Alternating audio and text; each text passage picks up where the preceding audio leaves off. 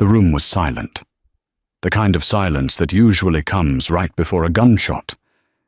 In the center of the most exclusive, dangerous restaurant in New York City sat Lorenzo Moretti, a man who could end a life with a snap of his fingers. Nobody dared to breathe. Nobody dared to move. But then, the heavy oak doors didn't just open, they crashed against the walls. A tiny 4-year-old girl, soaked in rain and shaking like a leaf, sprinted past the armed guards. She didn't run to the exit. She ran straight to the deadliest man in the city, grabbed his expensive suit with muddy hands, and screamed, "He's coming! Please, hide me!" Lorenzo didn't push her away. He asked one question, and when he heard the answer, the devil himself stood up to go to war. This is the story of how a little girl melted a heart of ice and the chaos that followed. The rain in Manhattan wasn't washing the sins away. It was just making the streets slicker, dangerous, and dark. Inside the Gilded Lily, a private members-only club in Tribeca, the weather didn't matter. The air inside smelled of roasted garlic, truffles, and the metallic tang of fear. At the head of the long mahogany table sat Lorenzo Moretti. At 34, he was the youngest Don the Moretti crime family had ever seen, and easily the most ruthless. He wore a charcoal Brioni suit that cost more than most people's cars, and on his wrist sat a Patek Philippe watch that ticked away the seconds of the men sitting across from him. "You're telling me," Lorenzo said, his voice a low, smooth baritone that didn't quite mask the violence underneath, "that the shipment is missing?" The man across from him, a heavy-set dock union leader named Frank Miller, wiped a bead of sweat from his balding forehead. "Mr. Moretti, please. The feds, they were swarming the port. We had to dump it." Lorenzo didn't blink. He picked up his crystal glass of sparkling water. "You dumped $5 million of merchandise because you saw a patrol car." "It wasn't just a patrol car. It was a raid," Frank stammered. Lorenzo sighed. He hated incompetence more than he hated betrayal. He looked to his right, where his enforcer and best friend, Giovanni, stood like a statue. Giovanni's hand drifted toward the inside of his jacket. The room went deathly still. The other patrons of the club, politicians, judges, high-end escorts, averted their eyes. They knew the rules. When Lorenzo Moretti went quiet, someone was about to bleed. Lorenzo opened his mouth to give the order that would end Frank Miller's career, and likely his life, when a thunderous bang echoed from the front entrance. It wasn't a gunshot. It was the heavy double doors slamming against the walls. Every head in the restaurant whipped around. Giovanni had his gun drawn in a split second, aiming at the door. Lorenzo didn't flinch. He just narrowed his eyes. He expected a rival hit squad. He expected the FBI. He did not expect a child. She couldn't have been more than 4 or 5 years old. She was tiny, her blonde hair plastered to her skull by the freezing rain. She wore a pink dress that was torn at the hem and covered in mud, and she was missing a shoe. Her breath came in ragged, terrified gasps. 2 of the club's massive security guards chased after her. "Hey, you can't be in here," one shouted, reaching out a beefy hand to grab her shoulder. The girl let out a shriek that pierced the tense atmosphere of the lounge. She ducked under the guard's arm, scrambling on the polished floor. She looked around wildly, her blue eyes wide with panic. She wasn't looking for an exit. She was looking for a shield. Her eyes locked onto Lorenzo. Maybe it was because he was the only one not looking at her with annoyance. Maybe it was because he was sitting at the head of the table. Or maybe it was just fate. She sprinted.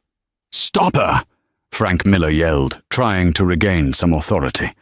"Hold fire!" Lorenzo commanded, his voice slicing through the noise.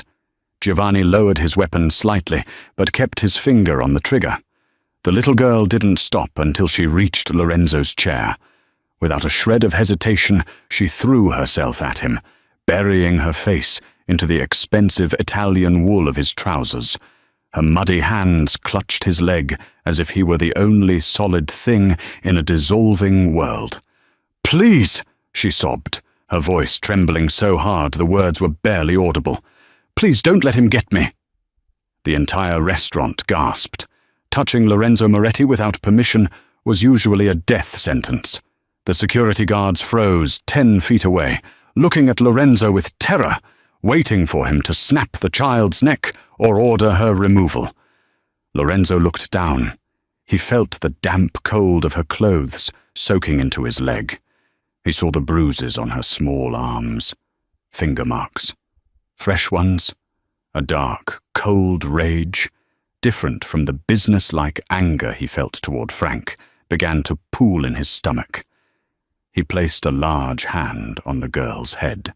It was a gentle gesture, shocking everyone in the room. "Who?" Lorenzo asked softly. "Who is coming?" The girl looked up, tears streaming down her face, mixing with the rain. "The bad man. He says he's my daddy. But he hurts Mommy. He's outside. He's coming." Lorenzo looked up at the security guards. "Lock the doors." "But sir," the head of security stammered, "there's a man right behind her. He's shouting that he's—" "I said," Lorenzo's voice dropped to a whisper that carried more weight than a scream, "lock the doors." Before the guard could move, the doors were kicked open again. A man stood in the entryway. He was huge, wearing a soaked leather jacket and jeans. He had the distinct, arrogant posture of a man who was used to getting his way, bulky, red-faced, and radiating aggression. But what caught Lorenzo's eye wasn't the man's size. It was the badge hanging from his belt, a detective's badge, and the gun in his hand. The man scanned the room, his eyes wild, until they landed on the little girl clinging to the Mafia Don. "Get away from him, Mia," the man roared, stepping into the private club like he owned it. "You little brat, get over here now!" Lorenzo didn't move. He didn't stand up. He just stroked the little girl's hair, feeling her tremble violently against his leg. He looked at Giovanni. "Giovanni," Lorenzo said calmly, "bring the gentleman a chair. It seems we have a guest." 10 minutes earlier, Evelyn Vance was praying for a miracle inside a rusted 2015 Honda Civic parked 3 blocks away.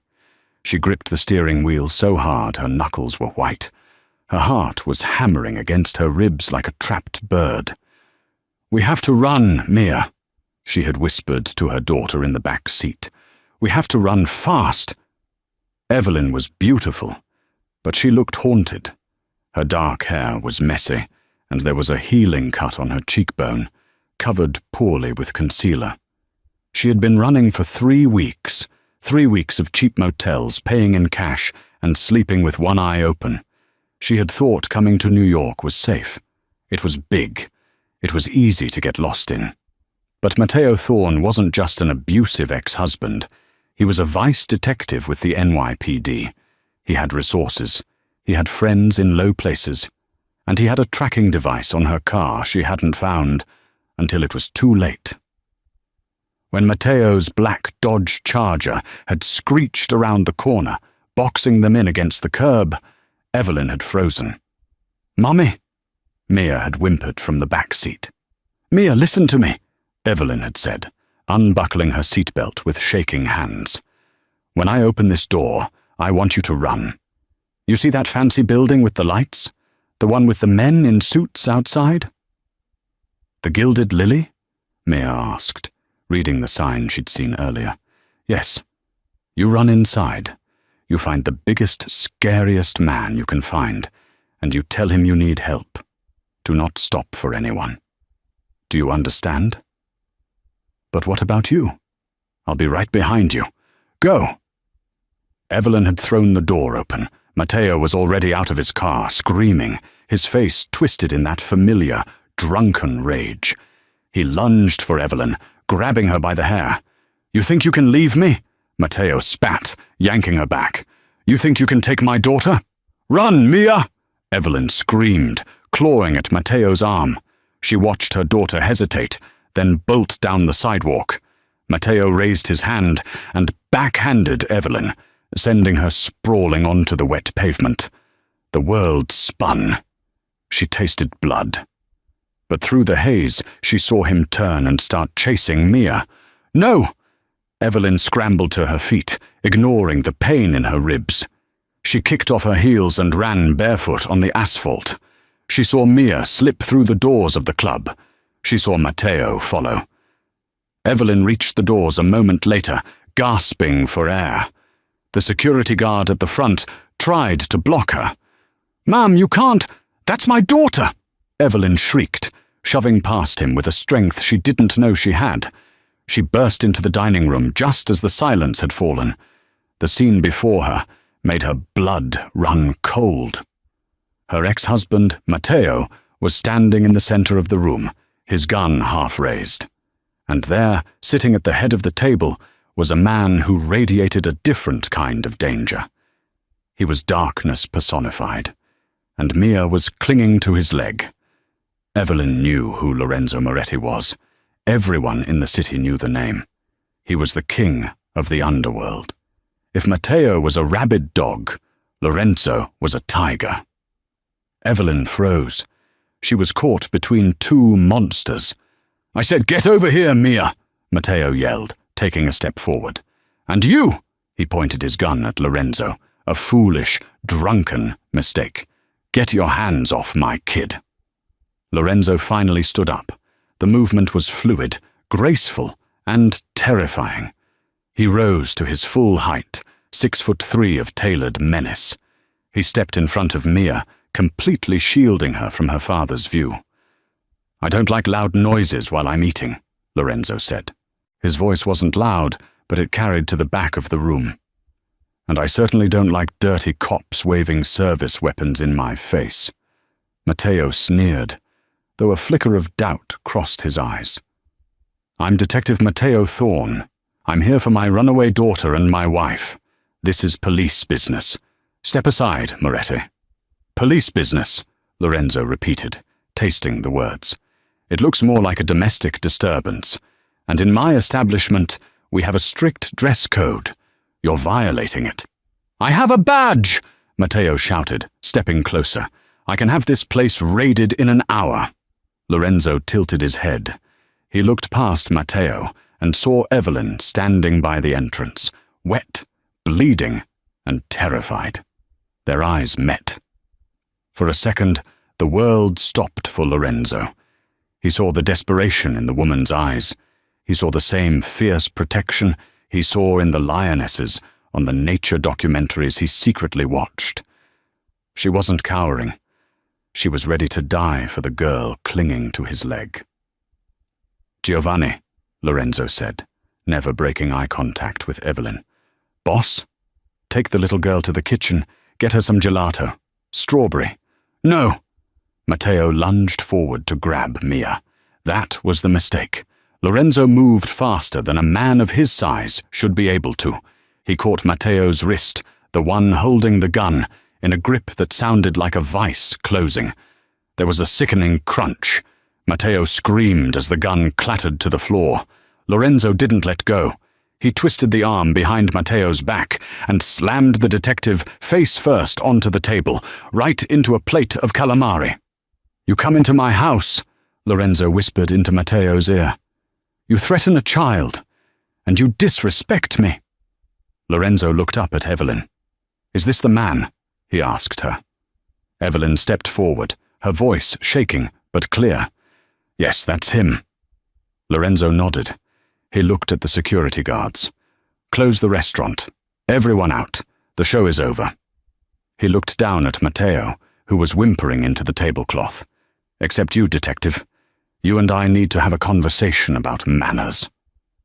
The silence in the Gilded Lily was now absolute, save for the whimpering of Detective Matteo Thorne.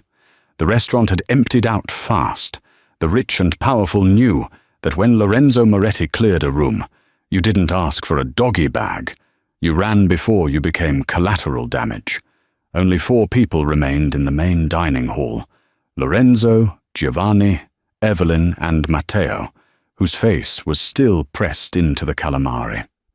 Lorenzo wiped his hands on a linen napkin, as if he'd just touched something mildly distasteful, like a dead fish. He walked around the table toward Evelyn. Up close, she was even more striking. Despite the bruise blooming on her cheek and the terror in her wide, intelligent eyes, she stood tall. She wasn't trembling anymore. "You're bleeding," Lorenzo said quietly, observing the cut on her cheekbone. Evelyn touched her face, wincing. "I'm fine." "Where is Mia?" "She's eating ice cream in a kitchen that costs more than this building." "She's safe." Lorenzo's eyes shifted from her to the man on the table. "He, however, is not." Lorenzo nodded at Giovanni. The massive enforcer grabbed Matteo by the back of his leather jacket and hauled him upright. Matteo's nose was gushing blood, broken, and his right wrist hung at an unnatural angle. "Do you know who I am?" Matteo sputtered, spitting blood onto the expensive carpet. "I'm a decorated officer of the NYPD Vice Squad. If I don't check in, every cop in this city will be kicking down your doors." Lorenzo stepped into Matteo's personal space. The air temperature seemed to drop 10 degrees. Matteo Thorne. Gambling debts up to his eyeballs in Atlantic City. 3 excessive force complaints filed in the last 2 years, all mysteriously buried by internal affairs. And a nasty habit of using his fists on women and children. Matteo went pale beneath the blood. "How do you—" "I make it my business to know the filth in my city so I don't step in it," Lorenzo said coldly. "You think your badge protects you here? In my world, that piece of tin is just jewelry. You pulled a gun in my establishment. You threatened a child under my protection. By the old laws, you shouldn't leave here walking." "Lorenzo," Giovanni said, his voice a low rumble of warning. "Killing a cop, even a dirty one, was bad for business. It brought heat that lasted for years." "I know," Lorenzo murmured. He looked at Evelyn. She was watching him, not with the revulsion he usually saw in civilians, but with a calculating assessment. She was trying to figure out if she'd traded one devil for another. "Why is he chasing you so hard?" Lorenzo asked her directly. "A man like him doesn't risk kicking down my door just because his wife left him. He's desperate. Why?" Evelyn hesitated. She looked at Matteo, who glared back with venomous hatred. "Shut your mouth, Evelyn," Matteo snarled. "You say a word, and I swear to God—" Giovanni backhanded Matteo across the face. It wasn't a full-force blow, just a reminder of who held the power. Matteo slumped, groaning. "He's desperate," Evelyn said, her voice gaining strength, "because I have something he needs, something that will send him to prison for the rest of his life, and half his unit with him." Lorenzo raised an eyebrow. This just got interesting. It wasn't just a domestic rescue mission anymore. It was business. "Giovanni," Lorenzo commanded, "take Detective Thorne down to the cellar. Put him in the meat locker. Cool him off. Make sure he doesn't use a phone." "You can't do this!" Matteo screamed as Giovanni dragged him away. "You'll regret this, Moretti." When they were gone, the large dining room felt strangely intimate. Lorenzo turned his full attention to Evelyn. "You can't go back out there tonight," he stated. It wasn't an offer, it was a fact. "He has friends on the force. If they find you before I know what this is all about, you're dead." Evelyn knew he was right. She had exhausted her resources. She had no money, no car, and nowhere to run. "Where can we go?" "My home." Evelyn took a sharp breath. Going to a secondary location with a Mafia don was usually the beginning of a very bad ending in the movies. Lorenzo saw her hesitation. "If I wanted to hurt you, Evelyn, I wouldn't have stopped him. You came to me for sanctuary. You have it. I give you my word." In Lorenzo Moretti's world, his word was worth more than gold. It was unbreakable. Evelyn looked into his dark, intense eyes, searching for deception. She found only a terrifying, steel-hard resolve. "Okay," she whispered. An hour later, a convoy of 3 armored SUVs left the back alley of the Gilded Lily. Lorenzo sat in the back of the middle vehicle, Mia asleep on his lap, wrapped in his suit jacket. Evelyn sat beside him, staring out the tinted window as the rain blurred the city lights. They didn't head to a penthouse in the city. They drove north, out of Manhattan, toward the heavily wooded estates of Westchester County. They arrived at iron gates that were 12 feet high, manned by armed guards who nodded deferentially as the cars passed. The estate was massive, a stone fortress disguised as a mansion, built in the 1920s by a bootlegger who needed to see enemies coming from a mile away. Evelyn carried a sleeping Mia inside, overwhelmed by the sheer scale of the marble foyer. It was beautiful, cold, and imposing, much like its owner. Lorenzo led them upstairs to a guest suite larger than Evelyn's entire old apartment. There are clothes in the closet that should fit. The bathroom is stocked. Giovanni and his men are patrolling the perimeter. No one gets in here unless I allow it. Sleep. He turned to leave. "Mr. Moretti," Evelyn called out softly. He stopped, his hand on the doorknob. "Lorenzo! Lorenzo!" She tested the name. It felt heavy on her tongue. "Thank you for saving her." He didn't turn around. "I didn't do it for thanks. Get some rest. Tomorrow, you tell me everything." He closed the door. Evelyn listened to his heavy footsteps retreat down the hall. She locked the door, then dragged a heavy armchair in front of it. Old habits died hard. She curled up on the massive bed next to her daughter, inhaling the scent of expensive leather and sandalwood that clung to Mia from Lorenzo's jacket. For the first time in 3 weeks, she closed her eyes and actually slept. The morning sun hit the Moretti estate with a brilliance that felt almost insulting after the chaos of the night before. Lorenzo was awake before dawn. He was always awake before dawn.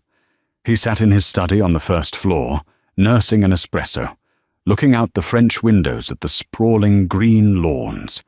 His mind was a chessboard, moving pieces. Matteo Thorne in the freezer, the police commissioner who owed Lorenzo 3 favors, the union issues at the docks, and the woman upstairs. He hadn't expected to feel protective. He dealt in violence, in transactions, in loyalty bought and sold. But when that little girl had grabbed his leg, something ancient and dormant had woken up inside him. And when he saw Evelyn standing in the rain, ready to fight a losing battle for her child, he recognized a kindred spirit. She was a soldier. He heard soft footsteps in the hall. He turned to see Mia standing in the doorway of the study. She looked different, dry. Her blonde hair was a halo around her small face.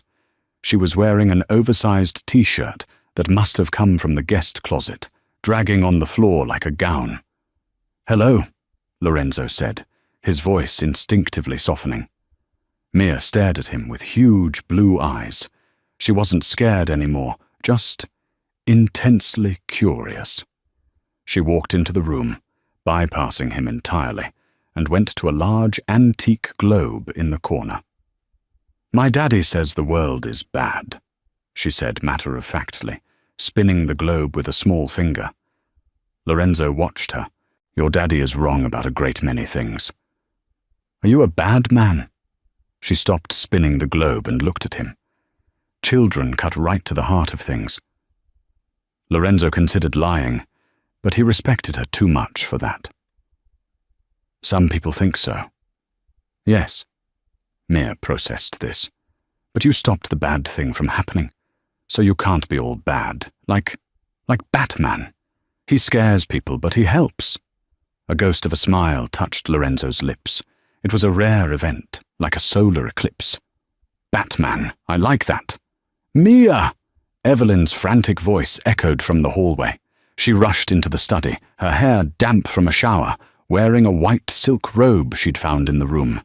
She froze when she saw Mia standing next to the Don.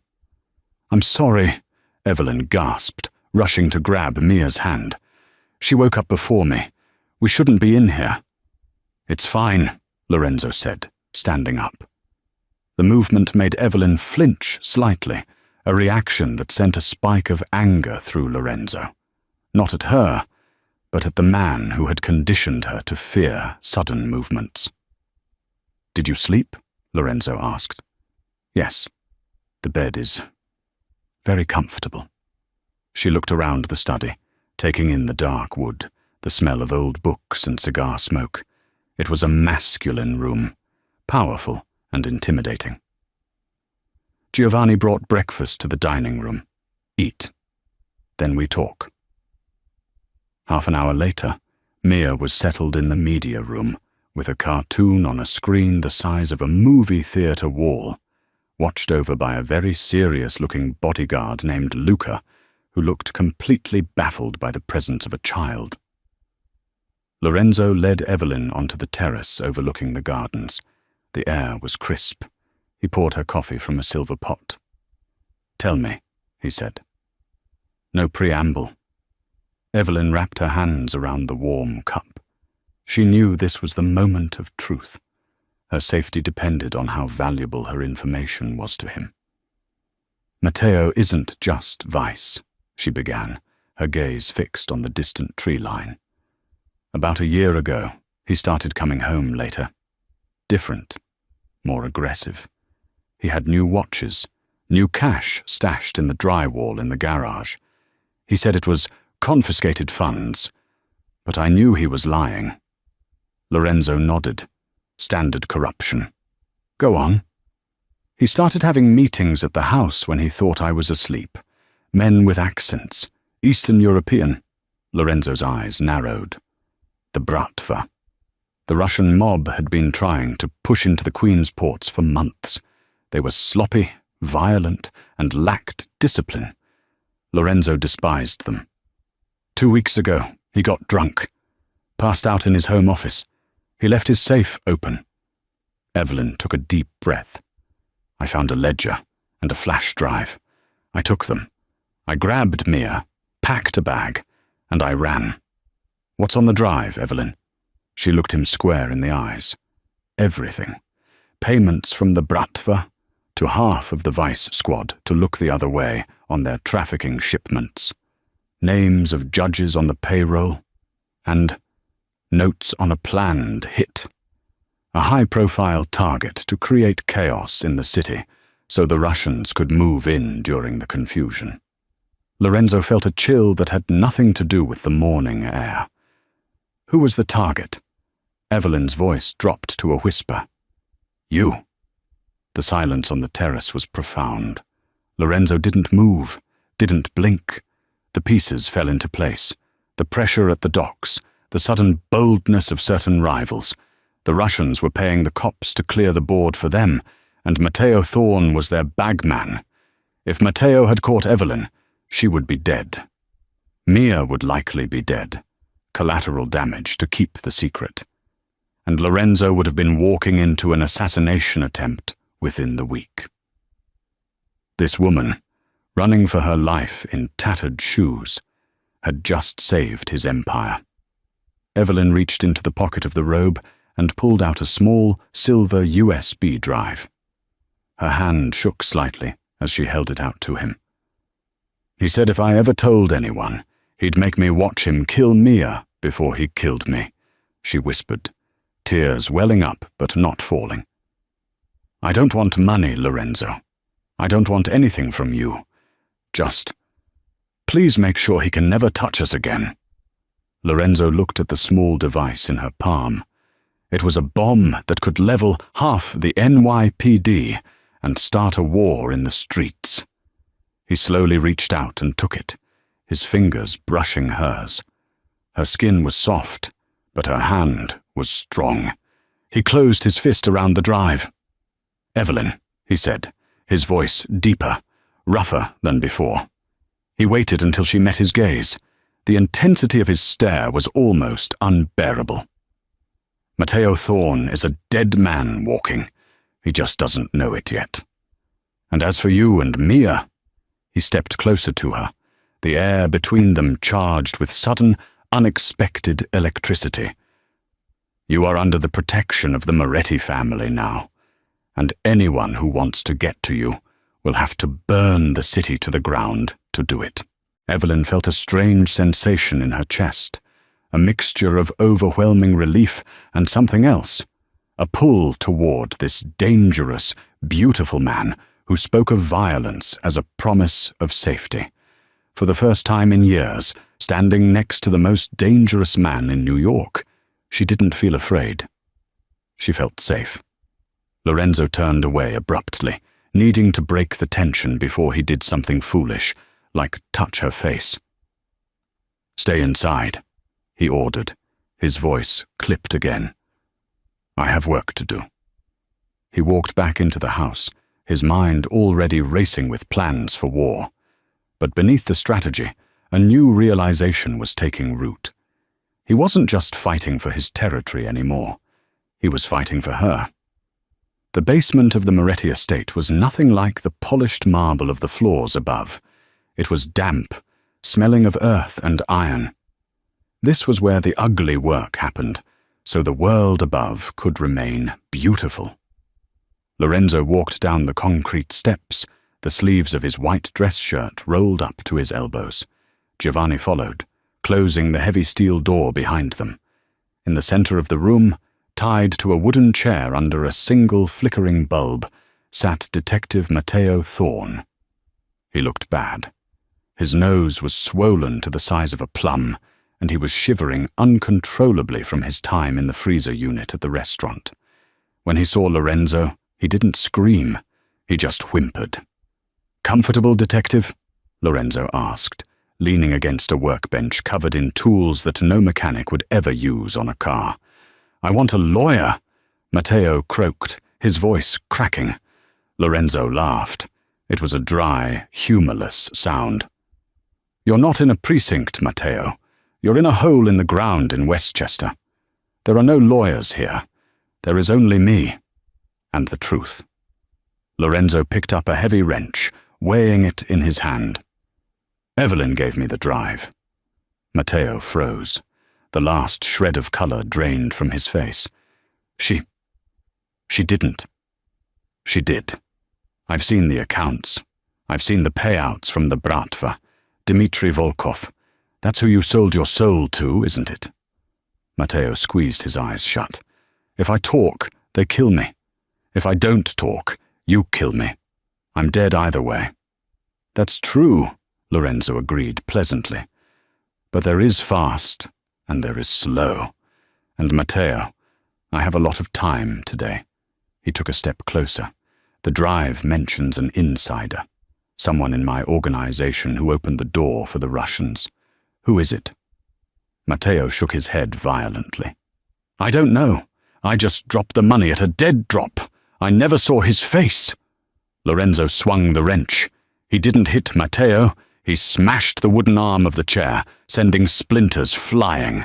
Matteo screamed, curling in on himself. "Liar!" Lorenzo roared, his composure cracking. "My men are dying on the docks because of you. A rat is eating my food and sleeping in my house. Give me the name."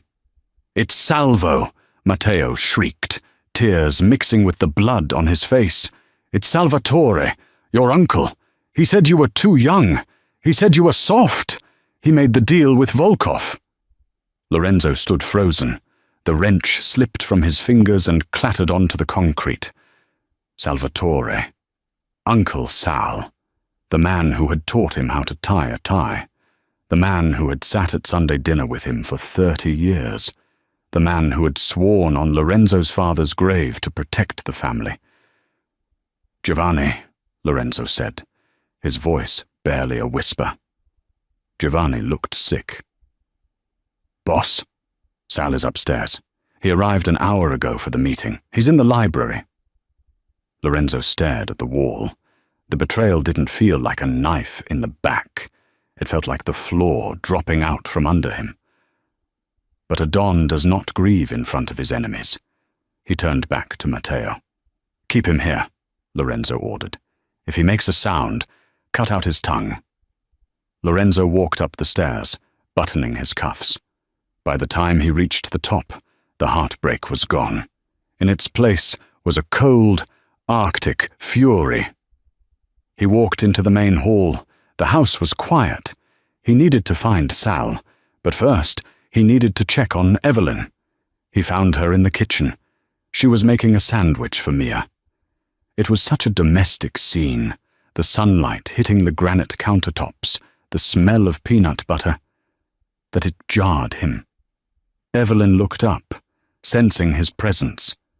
She saw the look in his eyes instantly. "What happened?" she asked, putting down the knife. "Go to your room," Lorenzo said, his voice tight. "Take Mia, lock the door. Do not open it for anyone but me or Giovanni, not even for family." "Lorenzo, you're scaring me." "Good. Fear keeps you alive. Go, now." Evelyn grabbed Mia's hand and ran. Lorenzo watched them go, ensuring they made it to the stairs. Then he turned toward the library. He pushed the double doors open. Uncle Sal was sitting in a leather armchair, reading a newspaper, a glass of scotch in his hand. He was an older man, 60, with silver hair and a grandfatherly face. He looked up and smiled. "Lorenzo, there you are. Giovanni said you had business in the cellar. Everything all right?" Lorenzo walked to the wet bar and poured himself a drink. He didn't look at Sal. "We have a problem, Uncle. The shipment last week, the one the feds hit. It wasn't bad luck." Sal sighed, shaking his head. "I told you, Lorenzo. These things happen. The business is getting harder." "It gets harder when the people you love sell you to the Russians." Lorenzo turned, glass in hand. The room went silent. The ticking of the grandfather clock sounded like a bomb countdown. Sal's smile didn't fade, but it became rigid, like a mask. "That's a heavy accusation, nephew." "Matteo Thorne talked," Lorenzo lied. "He gave me everything. The meetings, the payouts, the promise that Volkov would make you Don once I was out of the way." Sal stared at him for a long moment. Then, slowly, he set his drink down. The grandfatherly warmth evaporated, replaced by a sneer of contempt. "You were always too soft, Lorenzo. You run this family like a corporation. No guts, no fire. Your father would be ashamed." "My father didn't sell his blood to foreign butchers." Lorenzo stepped forward, his hand drifting to the Beretta holstered under his jacket. "I did what I had to do to save this family." Sal stood up, shouting now. "Volkov is the future. You are a relic." "And you," Lorenzo said, drawing his gun, "are a disappointment." Before Lorenzo could fire, the library window behind Sal exploded. Glass showered the room. A red laser dot danced across Lorenzo's chest. He dove behind the heavy oak desk, just as automatic gunfire shredded the room. "They're here!" Sal laughed maniacally, taking cover behind the sofa. "Volkov is here!" Lorenzo pressed his back against the wood, debris raining down on him. It wasn't just an assassination attempt. It was a siege. The betrayal ran deeper than he thought. Sal had led the enemy right to the front door. Lorenzo checked his magazine. "Full." "Giovanni," he shouted into his lapel microphone. "We are breached. South Lawn. Get the girl. Get Evelyn." The war had come home. The peaceful estate transformed into a war zone in seconds. The silence of the Westchester woods was torn apart by the thwop-thwop-thwop of suppressed assault rifles and the shattering of glass. Upstairs, Evelyn screamed as the window in the hallway blew out.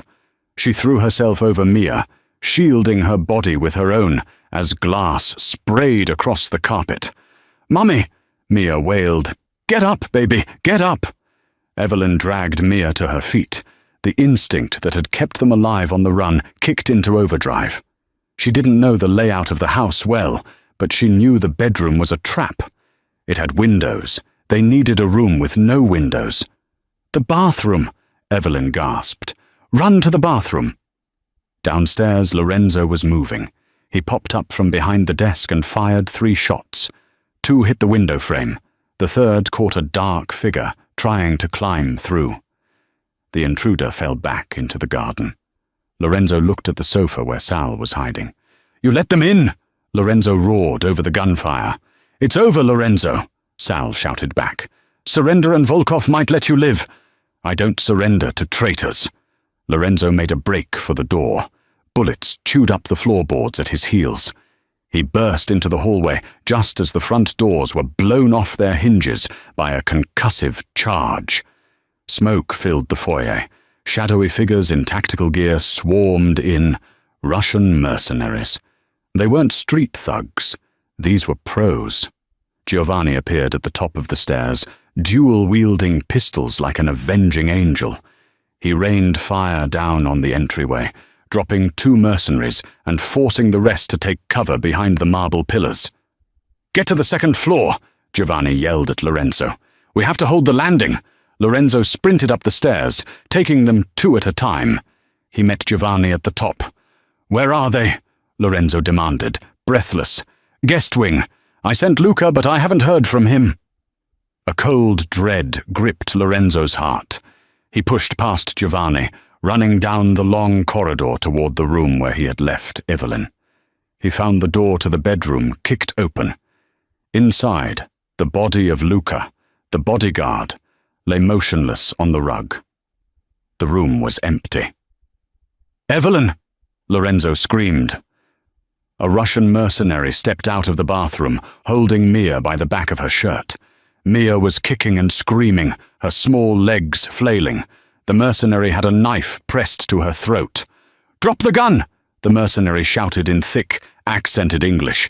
Lorenzo froze. His gun was raised, leveled at the man's head, but the shot was impossible.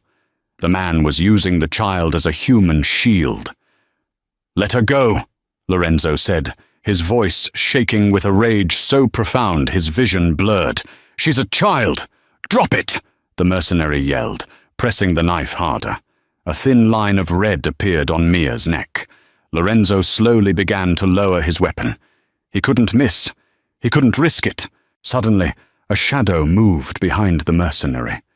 It was Evelyn. She had been hiding in the shower stall. She held a heavy porcelain lid from the toilet tank in her hands. Her face was a mask of primal, motherly fury. She didn't hesitate. She swung the heavy ceramic slab with every ounce of strength she possessed. Crack! The lid shattered over the mercenary's head. He crumpled instantly, his eyes rolling back, the knife falling harmlessly to the floor. Mia dropped, scrambling away. Lorenzo didn't wait. He surged forward, grabbing Evelyn and Mia, pulling them into his chest. "I've got you! I've got you!" Evelyn was panting, her hands shaking, staring at the unconscious man. He was going to... "You did good," Lorenzo said, gripping her face for a second, forcing her to look at him. "You did incredible, but we have to move. Now!" They ran back into the hallway. The house was filling with smoke. The alarm system was blaring a deafening siren. "Giovanni!" Lorenzo shouted. "Status!" "They're flanking us!" Giovanni yelled from the railing, reloading his clips. "Too many of them. We need to get to the panic room." "The basement," Lorenzo said, "through the servants' stairs." They moved as a tight unit. Lorenzo in front, Evelyn holding Mia in the middle, Giovanni covering the rear. They navigated the smoke-filled corridors, stepping over debris. Every shadow looked like an enemy. They reached the narrow servants' staircase. "Go," Lorenzo ordered. They descended into the darkness. The power had been cut. Lorenzo clicked on the tactical light on his pistol. The beam cut through the gloom. They reached the bottom landing, the same hallway where the interrogation room was. "The panic room is behind the wine cellar," Lorenzo whispered. "Move." Suddenly, the door to the interrogation room opened. Uncle Sal stepped out. He was holding a submachine gun. He wasn't smiling anymore. He looked desperate. "I can't let you do that, Lorenzo," Sal said, raising the gun. "If you live, I'm dead. Volkov won't pay me if you escape." Lorenzo pushed Evelyn and Mia behind him, shielding them with his body. "Sal, don't do this. You're family. We can fix this." "It's too late for family," Sal shouted. His finger tightened on the trigger. Bang! The shot was deafening in the confined space. But it didn't come from Sal's gun, and it didn't come from Lorenzo's. Sal looked down, a look of confusion on his face. A dark stain was spreading on his chest. He crumpled to his knees, then fell face forward. Behind him, in the doorway of the interrogation room, stood Matteo Thorne. The detective was leaning against the doorframe, barely standing. He had managed to free one hand from the broken chair.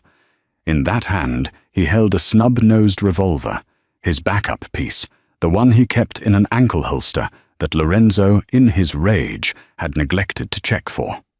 Matteo looked at the smoking gun, then at Lorenzo. He looked at Evelyn, who was staring at him in shock. He was going to shoot the kid," Matteo rasped, blood bubbling on his lips. "I'm a bastard, but I don't shoot kids." Lorenzo lowered his gun, stunned. The man who had hunted them, the man who had caused all of this, had just saved their lives. "Get to the room," Matteo wheezed, sliding down the doorframe to sit on the floor. "There's more coming down the stairs." "Matteo," Evelyn said, taking a step toward him. "Go," Matteo yelled, coughing violently. "Go, Evelyn!" Lorenzo grabbed Evelyn's arm. "We have to go!" They rushed past Sal's body and the dying detective. Lorenzo punched a code into a hidden keypad behind a wine rack. The heavy steel wall hissed and slid open, revealing a fortified room lined with monitors and weapons. They scrambled inside. Giovanni dove in last, firing a few suppressing shots back up the hallway. Lorenzo hit the button. The steel door slammed shut, sealing them in with a heavy, final thud. The noise of the battle was instantly cut off. The panic room was silent, air-conditioned, and safe. Evelyn slid down the wall to the floor, pulling Mia into her lap. They were shaking. Lorenzo stood by the monitors, watching the grainy black and white feeds of his home being destroyed. He saw the mercenaries swarming the hallway they had just left. He saw them find Sal's body. He saw them kick Matteo. But the detective didn't move. Lorenzo turned to look at Evelyn. She was covered in dust, her expensive dress torn, her legs bleeding from glass cuts. But she was alive. He knelt in front of her. "Are you hurt?" "No," she whispered. "Just scared." "We are safe here," Lorenzo promised. "This room has its own air, its own power. The walls are 2 feet of reinforced concrete. They cannot get in." "What do we do now?" Evelyn asked. Lorenzo looked at the monitors again. He saw the face of the man leading the mercenaries. Dmitri Volkov. The Russian was standing in Lorenzo's foyer, smashing a vase in frustration. Lorenzo's expression hardened into something terrifying. "Now?" Lorenzo said, walking over to a wall rack and pulling down a heavy assault rifle. He checked the action with a metallic clack. "Now we wait for the sun to come up. And when it does, I take back my city." The air inside the panic room was recycled, cool and silent, a stark contrast to the chaos burning above them. Hours had passed. Mia had finally cried herself to sleep on a cot in the corner, wrapped in a tactical blanket. Evelyn sat on the floor, her back against the cold steel wall, her legs drawn up to her chest. Lorenzo sat opposite her, cleaning his rifle with methodical, rhythmic movements. He hadn't spoken in an hour. He was listening to the radio chatter on a secured frequency. His capos from Brooklyn and Queens were mobilizing. The cavalry was coming. "Why?" Evelyn asked softly. breaking the silence. Lorenzo paused, a cloth in his hand. He looked up, his dark eyes weary but intense. Why what? Why did you do all this? You could have just taken the drive and thrown us out. You could have handed us to Matteo. You destroyed your home. You killed your own uncle. For a woman you met yesterday. Lorenzo set the rifle down. He stood up and crossed the small space between them, crouching down so he was eye level with her. In my world, Evelyn, loyalty is rare. It is the only currency that matters. You came to me. You trusted me with the life of your daughter. That is a sacred contract. He hesitated, his gaze dropping to her lips, then back to her eyes. And when I saw you standing in the rain, fighting for her, I saw something I haven't seen in a long time. I saw life. I saw fire. I didn't want to see that fire put out. Evelyn felt a blush rise to her cheeks, despite the dirt and blood. She reached out, her hand trembling, and touched the side of his face. His stubble was rough against her palm. I've spent my whole life running from men like you, she whispered. Men who control things. Men who use violence. I know, Lorenzo said, leaning into her touch. But I will never use it against you. I will burn the world to keep the ash from falling on you. That is my vow. He didn't kiss her. Not yet. It wasn't the time, but the promise hung in the air, heavier and more real than any wedding ring. Dawn broke over a ruined estate. The sensors in the panic room beeped. Green status, Giovanni announced, checking the monitors. The perimeter is secured. The Brooklyn crew is here. Lorenzo hit the release switch. The heavy hydraulics hissed, and the steel door groaned open. The hallway was a wreck. Bullet holes pockmarked the walls. But the silence was different now. It was the silence of victory.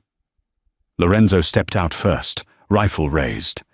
But there were no enemies left. Only his men.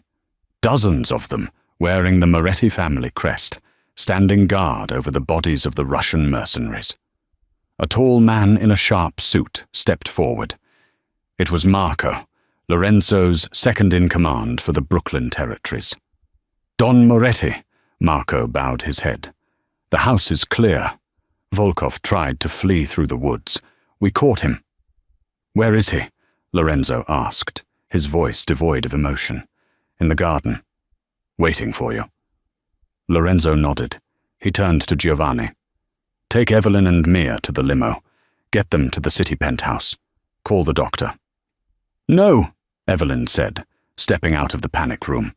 She held Mia's hand, but her chin was high. I'm not going anywhere. Not until this is finished. Lorenzo looked at her. He saw the steel in her spine. She wasn't a victim anymore. She was a survivor. Come, he said. They walked out into the garden. The morning sun was bright, illuminating the destruction. In the center of the rose garden, Dmitri Volkov was on his knees, his hands zip-tied behind his back. Two of Lorenzo's guards stood over him. Volkov looked up. His face was bruised, his expensive suit ruined. When he saw Lorenzo, he spat on the grass. This isn't over, Moretti, Volkov sneered. The Bratva does not forget. Neither do I, Lorenzo said. He didn't shout. He didn't make a speech. He simply raised his pistol and fired a single shot. Volkov fell. The threat was gone. Lorenzo turned to the guards. Clean this up. Send a message to the Russians. New York is closed for business. He walked back to Evelyn. She hadn't flinched at the gunshot. She looked at the body, then up at Lorenzo. It's over, she said, letting out a breath she felt like she'd been holding for years. Yes, Lorenzo said.